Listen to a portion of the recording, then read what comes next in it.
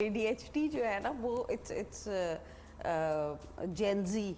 It's a Gen Z term now. It's a Gen Z term. हालांकि it's a disorder. It's a disorder. With जैसे कहते हैं ना कि हमारे पास बहुत सारे ब्रेन में ऐसे न्यूरोकेमिकल्स हैं जो कि इसमें इन्वॉल्व होते हैं, ठीक है, और इसको ट्रीट करने के लिए भी हमें स्टिमुलेंट्स की जरूरत होती है. आम दवाइयों से ट्रीट भी नहीं होता. अच्छा. ठीक है, it is not that easy.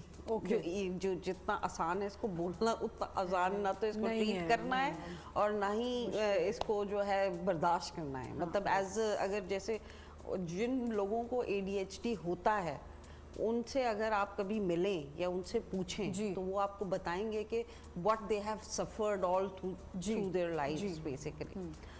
बचपन में दो चीज़ें होती हैं जो ADHD के बच्चे. एक तो आपको अटेंशन डेफिसिट मिलेगा, मतलब नहीं अटेंशन डेफिसिट, मतलब वो फोकस नहीं कर सकेंगे बच्चे, ठीक है, और हाइपर एक्टिविटी होगी. अच्छा. जैसे अभी यहाँ बैठा है बच्चा, फिर 2 सेकंड के बाद वहाँ बैठा है, फिर वहाँ बैठा है, फिर उछल के उधर चला गया, फिर मतलब वो आपको क्लिनिक में जब ADHD का बच्चा आता है तो हमें पता होता है कि ये बच्चा हाँ ये ADHD का है.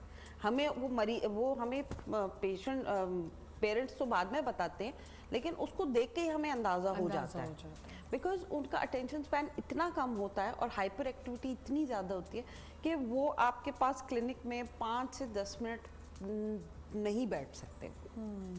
It's very difficult for them to sit. अच्छा, उसका जो ट्रीटमेंट ऑब्वियसली दवाइयों से इसका ट्रीटमेंट होता है इनिशियली. ठीक है, थेरेपीज़ और बिहेवियर थेरेपीज़ और वो सब साथ चलती हैं. ऑब्वियसली ऑक्यूपेशनल थेरेपी है, बिहेवियर थेरेपी है, वो सारा जो है सिलसिला जो बच्चों का होता है. पहले तो साइकोलॉजिकल असेसमेंट के थ्रू इसको हम डायग्नोज कराते हैं, क्योंकि may be we are wrong, ठीक है, कुछ और हो सकता है, ऑटिज्म हो सकता है, कोई MR हो सकता है, बहुत सारी चीज़ें हो सकती हैं. डिस्लेक्सिक हो सकता है. हाँ बिल्कुल, डिसलेक्सिया भी हो सकता है. लेकिन मसला ये है कि जो बच्चा आपके पास कॉन्सेंट्रेट नहीं कर रहा या वो हो सकता है MR हो इस वजह से कॉन्सेंट्रेट ना कर रहा. MR मतलब है मेंटल रिटार्डेशन, यानी कि लर्निंग डिसेबिलिटी, जो कि इंटेलेक्चुअल डिसेबिलिटी जिसे कि आप कह दें कि मतलब जिसका IQ कम है. तो हो सकता है IQ कम हो, इस वजह से फोकस ना कर पा रहा हो. सही, ठीक है, और बिहेवियर इश्यूज हो इसलिए हाइपर एक्टिव है. तो आपको पहले तो साइकोलॉजिकल असेसमेंट कराना, ठीक है, फिर हो गया. फिर उसके बाद जब आपके पास कंफर्मेशन आ गई कि ADHD है तो अलोंग विद थेरेपी आप कुछ दवाइयाँ शुरू करते हैं जिन्हें हम स्टिमुलेंट्स कहते हैं. रिटाइलिन वगैरह जैसे आम उसमें की जाती.